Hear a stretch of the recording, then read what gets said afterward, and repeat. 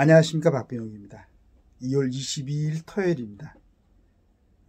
아주 즐거운 연휴가 돼야 될 텐데 요즘 우리나라의 안에 그 사정이 그렇게 즐거운 모습들이 아니죠.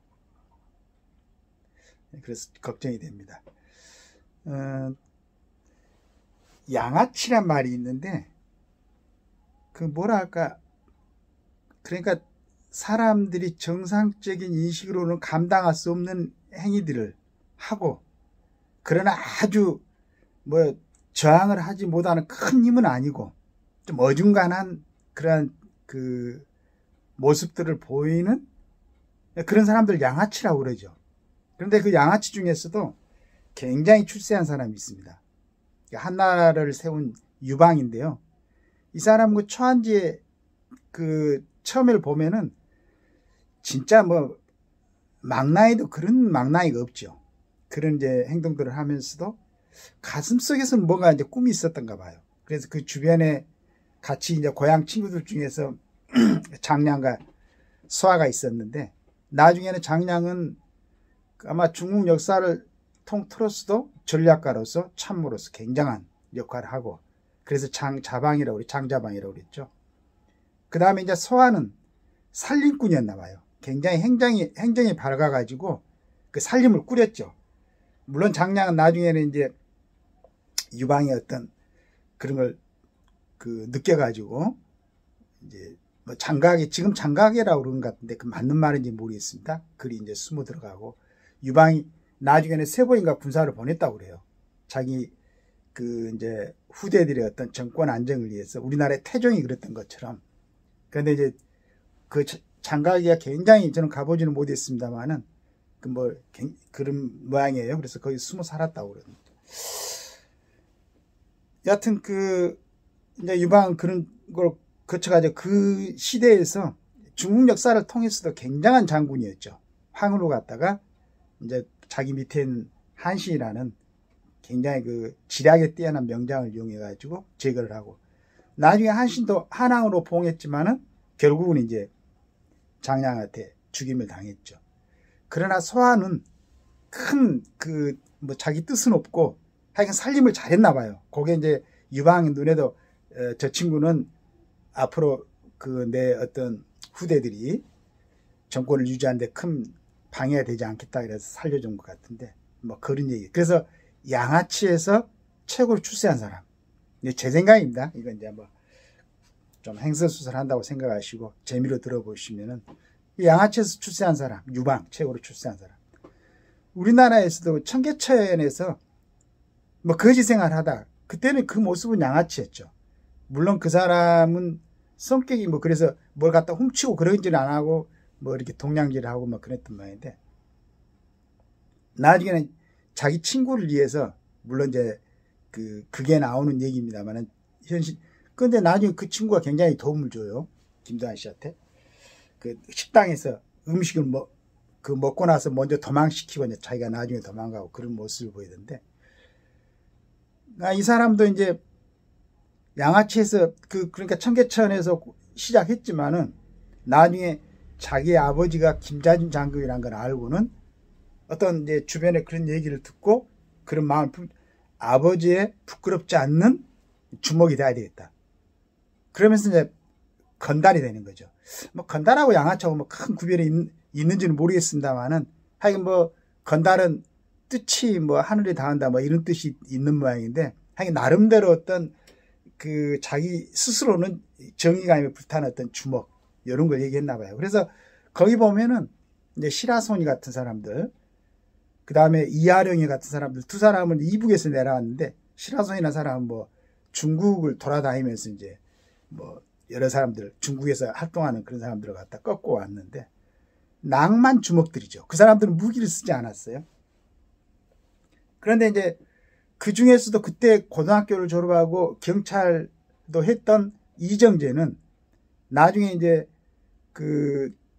어떤 이기봉 씨 밑에서 그 조직을 규합하면서 움직이는데, 오히려 이 사람 나중에 어떤 조직을 동원한 조직 폭력적인 주먹이 되는 거죠. 이게 큰 양아치가 된 거죠. 그래서 나중에는 결국 5.16 군사혁명을 통해 가지고 이제 그때 제거가 됐는데, 우리 고향 같은 데서는 이제 그 목포하고 가까우니까 목포 5.16 깡패들 그런 얘기를 어렸을 때 많이 들었어요. 그게 뭐냐 그러면은 5.16 때 청산 대상으로 뭐 감옥에도 가고 했다가 이제 풀어 나와가지고 목포에서 다시 그 깡패 이런 걸 했던 사람들은 아마 5.16 깡패라고 그랬던 모양입니다. 그런 기억이 납니다. 제가 이렇게 뭐 장하게 얘기한 건 뭐냐 그러면은, 주먹을 쓰든지 어떤 조직을 만들든지 간에 그게 좋은 뜻이 있고 그 좋은 뜻으로 펼치려고 하면은 그게 전부 옳은 건 아니겠지만은 그래도 조금은 도움을 주고 이안을 줄 수 있단 말이에요. 김도한 씨가 처음에 나중에 이제 18에 종로로 갔다가 석권을 하고 나서는 종로에서 장사하는 조선 상인들을 보호하기 위해서 주먹을 쓰는 거죠. 그러면서도 비열하지 않습니다. 그러나 이제 거기에서 상대편이 일본 조직폭력배 하야시인데 그쪽에서는 칼을 쓰죠. 그래서 장춘당 공원에서 만나서 대결을 하기로 했는데 자기 부하들을 상할까 봐서 자기 혼자 나가죠.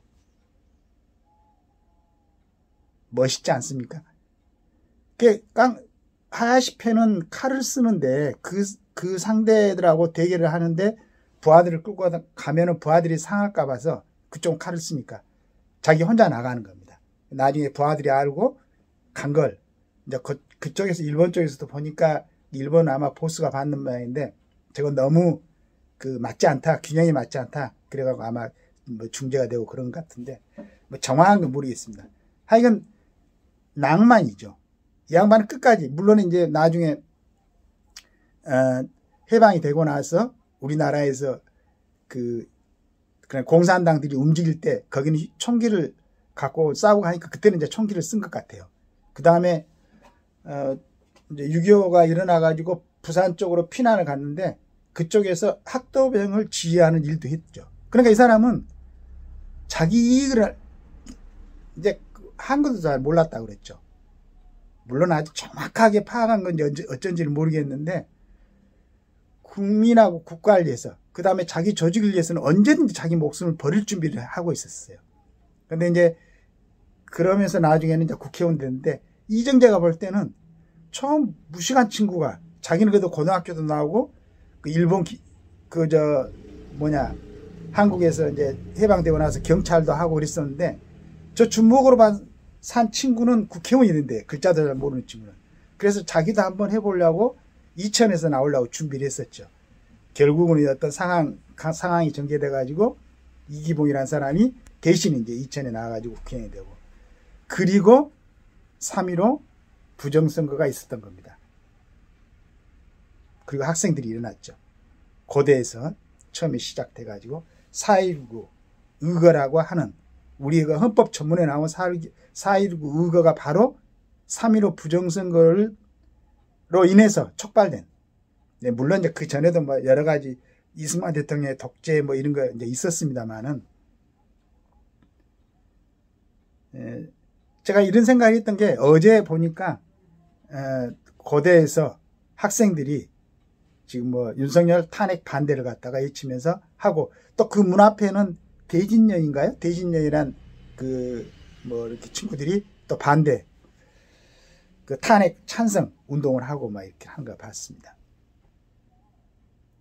그래서 지금 이제 순수하게 뭐 주먹으로 움직이는 건달과 양아치들은 아직도 있겠지만은, 어떻게 보면은 여러 가지 형태의 국민들의 세금으로 운영되는 조직이라든가, 요즘 뭐 시민단체도 있고, 그 다음에 이제 정치인들, 그 다음 각 헌법기관들 다 있죠. 과연 이런 사람들이 어떤 마음으로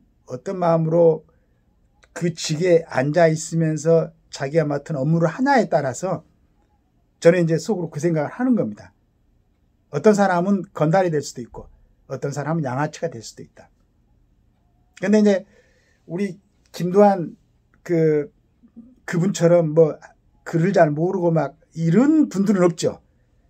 지금 그런 힘을 갖고 있는 사람들이 대부분 우리나라에서 뭐 최고의 좋은 대학을 나오고 최고로 어려운 시험들도 통과하고 좋은 공부를 하고 그래가지고 각 이제 이치에 있는 거죠. 요즘 보면 또 그 뭐 어디 방송이라든가 이렇게 패널로 나오는 사람들 보면은 굉장한 아주 지식은 갖고 있어요. 근데 그 갖고 있는 지식으로 동원돼서 나오는 그 연결되는 단어, 이게 국가나 국민을 위해서 이렇게 쏟아내는 얘기들이 아니고 완전히 그 국가를 갖다가 다른 쪽으로 끌어가려는, 그걸 보면은 속으로 이제 그 생각을 하는 거죠. 저 사람은 근본적인 생각은 양아치 아닌가, 이런 생각이 들 때가 있어요.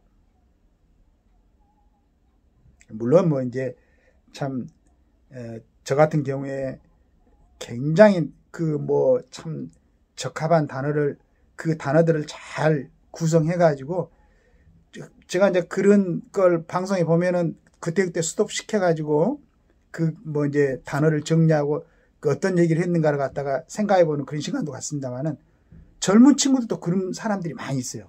대단한 사람들이죠.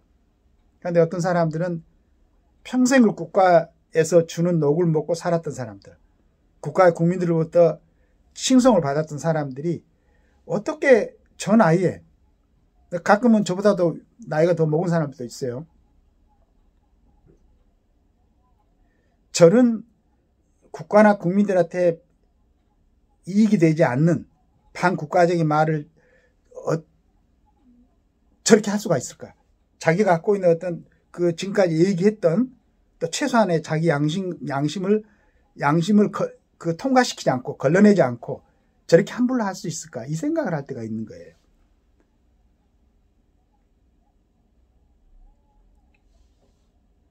요즘은 이제 답답해가지고 가끔씩 보면 뭐 격암유록이라든가 정감록이라든가 이제 뭐 그런 게 있더라고요. 이런 데서도 보면은 을사년 2025년에는 우리나라에서 대단한 어떤 정신적인 또는 이렇게 운동이 일어나고, 그 전에 동강났던 이 대한민국 반도, 원래는 대한민국이죠. 이북도 뭐 헌법상은 우리나라 땅이니까 통일이 돼서 정신적으로나 물질적으로 그 어떤 지구상의 지도국이 될 것이다라는 이런 타너 스님의 그 애언도 있었었고, 이제 그런 참 말로서 가끔씩 위로를 받습니다만은, 하여간 이번 기회에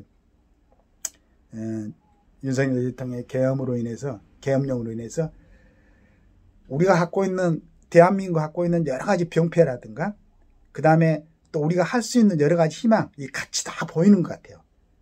그래서 제가 기대하는 것은 지금 영향력을 행사할 수 있는 자리에 있는 사람들, 소위 우리나라의 지도자급이라고 하는 사람들이 다시 한번 본인의 생각을 잘 여과시키고, 어떻게 하면은 내가 이런 생각도 갖고 있고 이런 생각도 갖고 있지만은 유방이 양아치에서 건달이 된 것처럼, 한나라를 세웠던 것처럼 생각을 잘 정리해가지고 국가를 위해서 힘을 모아서 정말로 우리 대한민국이 통일도 되고